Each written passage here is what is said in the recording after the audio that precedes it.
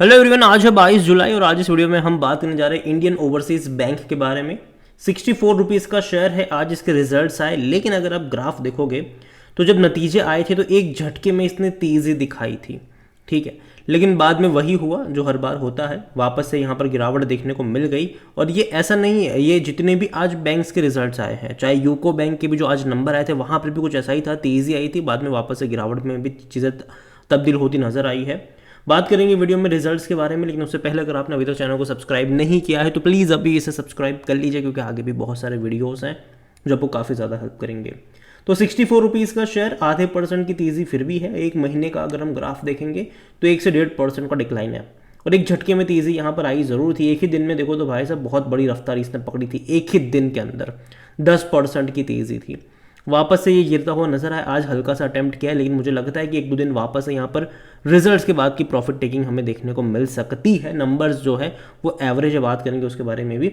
एक साल में देखो पैसा तो खूब बना कर दी, 145% का ग्रोथ है, शानदार तेजी आई थी। 26 रुपये का शेयर 80 पे चला गया था भाई साहब, बेहतरीन रफ्तार थी। गिरावट आई, वही 80 रुपये का शेयर 55 पर भी आ गया। वापस अटेम्प्ट करा था ये 75 पे गया, वापस गिरावट आई, वापस अभी अटेम्प्ट करा था, वापस थोड़ा बहुत करेक्शन बनेगा। इनिशियल सपोर्ट जो है वो 60 रुपये के आसपास ज़रूर देखने को मिल रहा है, देखते हैं कि वो लेवल इंटैक्ट रह पाता है भी है कि नहीं। और जहाँ तक रिजल्ट्स की बात करी जाए तो नंबर्स इसके आ चुके हैं। ये जो नंबर्स आप देख रहे हो वो लाखों में है, ठीक है, करोड़ों में नहीं है। तो यहाँ पर सबसे पहले अगर हम देखें टोटल इनकम देखा जाए इनकी, तो 7,570 करोड़ के आसपास की है, जो कि पिछले साल के 6,227 करोड़ के मुकाबले तो अच्छी है, लेकिन पिछले क्वार्टर में 9,106 करोड़ की इनकम थी, जो कि भैया उसके मुकाबले तो कम है। उसके मुकाबले ये इनकम कम रही है। और एक्चुअली में अगर आप देखोगे तो पिछले क्वार्टर में अदर इनकम कुछ ज़्यादा थी, तकरीबन 2,477 करोड़ की अदर इनकम थी, जो कि इस क्वार्टर में 1,032 करोड़ की है। तो जो अदर इनकम थी वो यहाँ पर ज़्यादा थी, लेकिन एक्चुअली इंटरेस्ट अर्निंग भी अगर आप देखोगे तो पिछले क्वार्टर के मुकाबले थोड़ा सा कम ही है, क्योंकि इस क्वार्टर में जो इंटरेस्ट अर्निंग आया है वो 6,535 करोड़ का है, जो कि इससे पहले के क्वार्टर में 6,628 से 29 करोड़ के आसपास का था। तो देखा जाए तो इंटरेस्ट अर्निंग तो कम ही है, इनकम देखा जाए तो कम ही है ओवरऑल अगर हम बात करें तो। लेकिन जहाँ तक बात आती है प्रॉफिट्स की, तो यह प्रॉफिट 632 करोड़ का है यहाँ पर, जो कि इससे पहले के क्वार्टर में 800 करोड़ का था, 808 करोड़, जो कि उसके मुकाबले भैया काफ़ी कम है। हालांकि पिछले साल के 500 करोड़ के मुकाबले तो प्रॉफिट बढ़ा ही है, तकरीबन 27% का प्रॉफिट कह सकते हैं कि बढ़ता नजर आया है। लेकिन फिर भी पिछले क्वार्टर के मुकाबले अगर आप कंपेयर करते हो तो नंबर्स उतने अच्छे नहीं हैं। और अभी अगर आप देखोगे तो जिन जिन सरकारी बैंकों के रिजल्ट्स आए, जो छोटे सरकारी बैंक्स हैं, अच्छे भी आए हो तो रिजल्ट्स के बाद हमें गिरावट देखने को मिली है। तो यहाँ पर मैं भी कुछ ऐसा ही चीज़ एक्सपेक्ट कर रहा हूँ कि रिजल्ट्स के बाद थोड़ा बहुत करेक्शन यहाँ पर एक्सपेक्टेड रहेगा। और जो नंबर्स भी आए हैं वो एवरेज है, पिछले साल से कंपेयर करते हो तो अच्छे लगेंगे, पिछले क्वार्टर से कंपेयर करोगे तो पता चलेगा कि यार थोड़े से कम तो है। और जहाँ तक वॉल्यूम्स की बात करें, 2.5 करोड़ से भी ज़्यादा के शेयर्स आज यहाँ पर ट्रेड होते नजर आए। इतना ही नहीं, इसका जो हाई था ऑल टाइम हाई वो 227 का था, हालांकि वो बहुत पुरानी बात है। इसका जो मार्केट कैप है वो 1,22,000 करोड़ से भी ज़्यादा का देखने को मिल रहा है। कंपनी को लेकर अगर हम बात करने जाए तो according to Moneycontrol user 100% लोग खरीदारी करो। मुझे लगता है कि देखो बैंक बुरा नहीं है, लेकिन थोड़ा सा वेट करना ज़्यादा यहाँ पर ज़रूरी रहेगा, ठीक है। जल्दबाजी नहीं, थोड़ा सा वेट करना यहाँ पर ज़्यादा ज़रूरी रहेगा। और देखिए बहुत सारी जो छोटी छोटी सरकारी कंपनी जिसने पिछले कुछ टाइम में अच्छा प्रॉफिट कमाया है, उन सब ने एटलीस्ट 2022 और 23 से डिविडेंड पे आउट करना स्टार्ट कर दिया है, लेकिन इसने अभी तक डिविडेंड स्टार्ट नहीं करा है पे करना। तो मैं उम्मीद तो कर रहा हूँ कि शायद अगले साल से या इस साल के एंड में डिविडेंड पे करना ये लोग स्टार्ट कर दे। देखते हैं ये पे करते भी है कि नहीं। और जहाँ तक अगर हम बात करें यहाँ पर इनके बोनस वगैरह की, तो हालांकि वो हिस्ट्री अवेलेबल नहीं है। देखो नंबर्स अगर आप देखोगे तो इनके जो रिजल्ट अच्छा है वो 2024 में आए हैं, ठीक है, वरना उससे पहले धीरा सा मतलब हल्का सा ग्रोथ 21 में था, मतलब 23 में मतलब था ज़रूर, लेकिन 21 और 22 में कोई उतना बड़ा ग्रोथ नहीं था। सेम चीज़ अगर आप प्रॉफिट को लेकर देखते हो तो धीरे धीरे प्रॉफिट बढ़े हैं।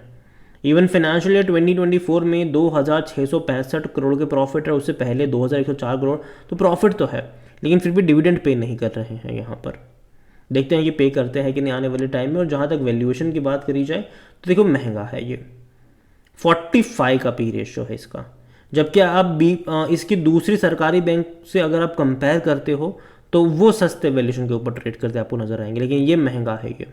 सेक्टर पे 18 का है। तो जिस लेवल पे बैठा है डेफिनेटली आप उसको सस्ता तो नहीं कह सकते। इवन जो नंबर्स भी आए हैं वो भी ठीक ठाक नंबर्स है, उतने ज़्यादा एक्साइटिंग करने वाले रिजल्ट्स नहीं है।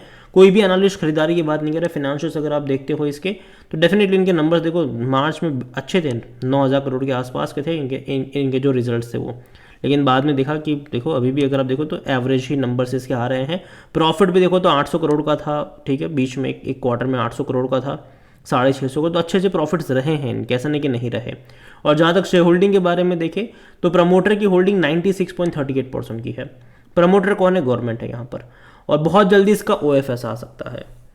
और देखिए अभी तो मैं इसीलिए मना कर रहा हूँ यहाँ पर एंट्री करने को लेकर, क्योंकि मुझे लगता है कि जब OFS आएगा तो कहीं ना कहीं जो है वो आपको यहाँ पर एक डिस्काउंट प्राइस पर OFS आ सकता है, और वो प्राइस फिर इम्पॉर्टेंट रहेगा।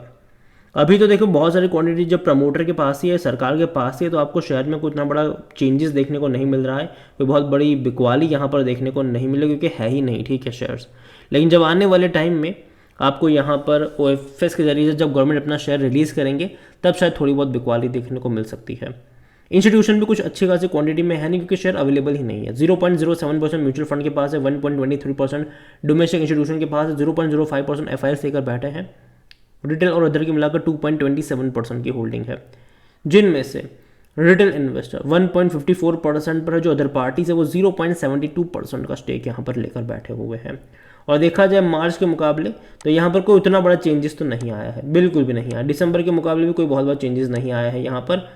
और यही मैं कहूँगा आपसे कि नज़र रखिए इस कंपनी के ऊपर। देखो कंपनी मेरे हिसाब से, बैंक जो है वो ख़राब नहीं है, लेकिन वैल्यूएशन के हिसाब से अगर मैं इसको देखता हूँ तो मुझे थोड़ा सा ये महंगा ज़रूर लगता है। और यही वजह है कि मैं अभी यहाँ से थोड़ी सी दूरी बनाना पसंद करूँगा। आने वाले टाइम में डेफिनेटली इसका जो OFS आ सकता है, क्योंकि गवर्नमेंट के पास बहुत ज़्यादा क्वांटिटी है, और बहुत जल्दी गवर्नमेंट जो है वो बहुत सारी कंपनी जिसमें उनकी अच्छी खासी क्वांटिटी है उसमें अपनी होल्डिंग को बेचने की कोशिश करेंगी। थोड़ा बहुत जो सेबी का भी रूल है कि 75% से ज़्यादा का स्टेक नहीं होना चाहिए, तो उसको भी फॉलो करेंगे। तो कहीं ना कहीं मैं मान के चलो कि यहाँ पर आपको बहुत जल्दी एक OFS देखने को मिल सकता है। गवर्नमेंट थोड़ी सी होल्डिंग यहाँ पर अपनी बेच सकती है, और जब OFS आता है तो एक डिस्काउंट प्राइस पर आता है। तो यही वजह है कि मैं थोड़ी बहुत दूरी बनाना पसंद करूँगा। इवन जो रिजल्ट्स भी है वो उतने ज़्यादा एक्साइटिंग नहीं है, तो नतीजे के बाद भी थोड़ा बहुत जो करेक्शन जो है वो यहाँ पर बनना चाहिए। नतीजे के बाद थोड़ा बहुत जो करेक्शन वो बनना चाहिए यहाँ पर, और यही वजह है। इवन अगर आप देखोगे तो जो यूको बैंक के भी जो रिजल्ट्स आए थे अभी, तो या फिर उससे पहले बैंक ऑफ महाराष्ट्र के जो नंबर्स आए थे, नतीजे के बाद एक्चुअली में थोड़ा बहुत प्रॉफिट टेकिंग ही देखने को मिला था, ठीक है। तो यहाँ पर मैं कुछ ऐसा ही चीज़ एक्सपेक्ट कर रहा हूँ, लेकिन फिर भी 60 रुपये का लेवल जो है वो इंपॉर्टेंट रहने वाला है। तकरीबन 55 से 60 रुपये का जो रेंज है वो इंपॉर्टेंट रहेगा कि वहाँ पर सपोर्ट बनता है कि नहीं। वहाँ पर बनेगा तो अच्छी बात है, अगर नहीं बनता है तो करेक्शन और देखने को मिलेंगे। लेकिन जहाँ तक मुझे लगता है कि करेक्शन वहाँ पर नहीं, मतलब सपोर्ट बन जाना चाहिए वहाँ पर, ठीक है। और गवर्नमेंट और बजट भी आ रहा है, ठीक है, तो अनाउंसमेंट बहुत ज़्यादा आपको देखने को मिलने वाली है इसको लेकर, और उम्मीद करता हूँ कि चीज़ें बेहतर हो। लेकिन आने वाला वक्त ही बताया कि क्या चीज़ें यहाँ पर देखने को मिलती है। अगेन ये मेरा पर्सनल ओपिनियन है, कोई भी इन्वेस्टमेंट एडवाइस नहीं। वीडियो को यहीं पे एंड करता हूँ। पसंद हो तो लाइक करो, शेयर करो। चैनल अगर पहली बार है तो प्लीज़ सब्सक्राइब करें। और इंडियन ओवरसीज़ बैंक के बारे में क्या सोचते हैं वो भी आप मुझे कमेंट में लिख के बता सकते हैं। Thank you.